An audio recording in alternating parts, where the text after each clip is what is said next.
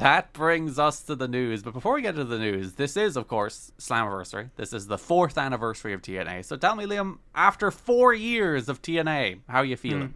It feels like we're finally watching TNA proper. I don't know if I have a generally positive review of TNA or not. Yeah? I think still the first 4 years, restrained by the fact that there isn't a lot of great wrestling. The TV is mostly boring. The stories generally kind of suck. Yeah? That's kind of my feelings about it. But much like, I think the general ethos, or perhaps the true meaning of a TNA, is that you gotta sift through the shit and the mud and the muck. But when you do find something in there, a little glimmering piece of gold, it really sticks out. And it just buries its way deep into your soul. Like I will never forget like AMW Team Canada stuff, you know? I like that random World X Cup stuff with Hoovy. Like, there's just things that just burrow into your senses and they stick with you. And I think, like, out of all of the watch-along projects that people do in their lives, like, I think the TNA one is both incredibly easy to commit to because, like, everything's just there and available. And unlike watch-along projects of, like, an Old Japan or a New Japan or whatever, where you watch it, you just get to see all this cool shit. You have to earn the cool shit when you watch TNA. You don't just get it handed to you on your Ring of Honor platter with your CM Punks and whatever. You have to watch your fucking Diamonds in the Rough, your BG James, and then you get Samoa Joe Scott Steiner, and good on you. You've earned it. You have to earn the good shit in TNA. You don't just get it. And that is what you have learned across 4 years of TNA. Is that most of it sucks. But when it's good, it's good. And it's really funny. It's the funniest wrestling promotion ever to exist. Both in ways that are intentional and ways that are not intentional. Yeah, because I saw a clip during the rounds of just like a 2-minute Hulk Hogan Ric Flair promo where they are the most ridiculous men you've ever seen in your life. They're just bouncing off each other and being insane. And it's so good. It's so good.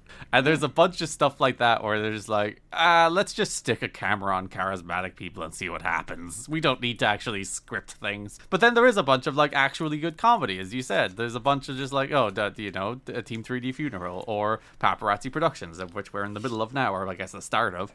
There's actually a note about Alex Shelley's t-shirt, which I think we'll find interesting in a moment. Is it that we're going to bootleg it and drop ship it?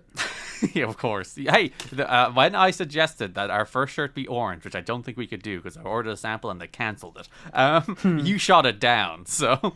Hey, kind of flushed it out too much. But it is, like, this is an era for wrestling in general, especially US wrestling, where the people that make wrestling don't like wrestling. Yeah. Like, that is the same in the WWE, it's the same in TNA. They're chasing a version of wrestling that limits the amount of wrestling that happens on the wrestling show.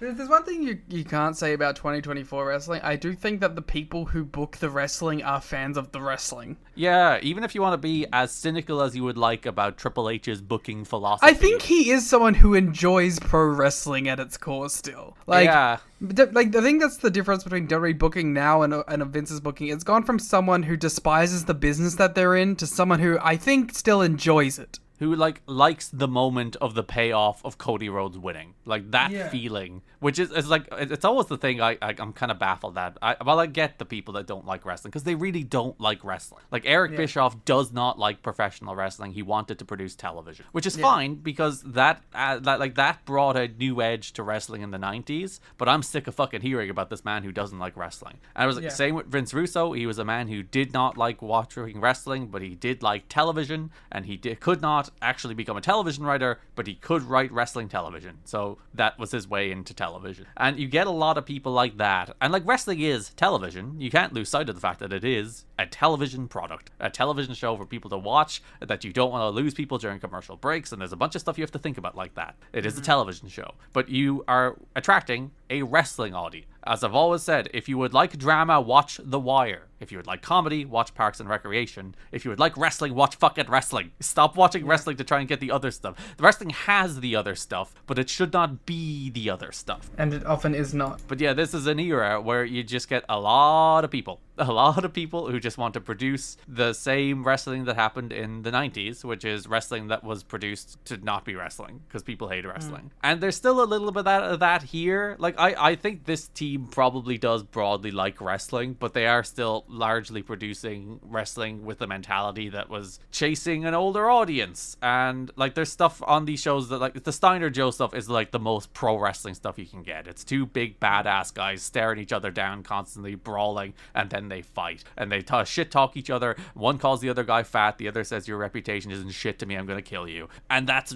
wrestling. Like, that is the purest, rawest distillation of wrestling you can get. And then you get a lot of like James Gang Team 3D stuff, which is, I guess they're trying to do wrestling, but it's bad. Yeah, like, I don't think there was much this month that was, like, the other side of the coin. A lot of it was just wrestling for wrestling. And, like, wrestling, like, TV for wrestling can be good, too, because, like, Team 3D Funeral, that is a straight-up 90s, like, we are booking wrestling as a TV show skit. And that can be fine, but like, it's just gotta, I've always said, it's gotta exist in universe, and it's gotta actually be charming and funny, which is very hard for wrestling to do, because a lot of people who write wrestling don't write it to actually be funny or charming. Yeah, a lot of bad comedy writers in the history of professional wrestling. Because, like, I think about, like, the Joe and Hook stuff. It's like, that feels organic, it feels human, and it's quite funny. Can I be real with you? You don't like it? I'm fucking sick of it.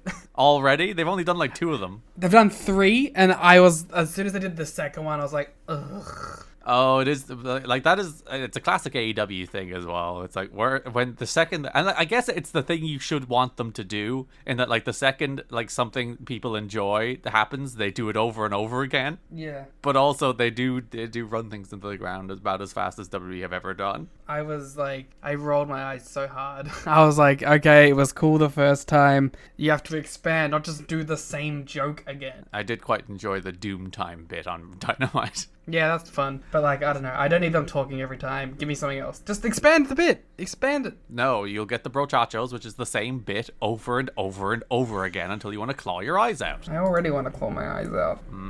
So yeah, that's our takeaway from 4 years of TNA. Dog shit until it's not. Dog shit? Well, you know, sometimes you'll find a gold coin in your dog shit. And sometimes the dog shit is funny. It's true. Sometimes someone steps on it and you laugh.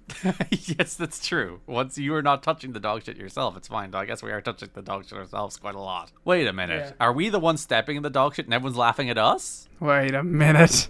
Has this what we've been doing for 4 years of TNA? Oh, God.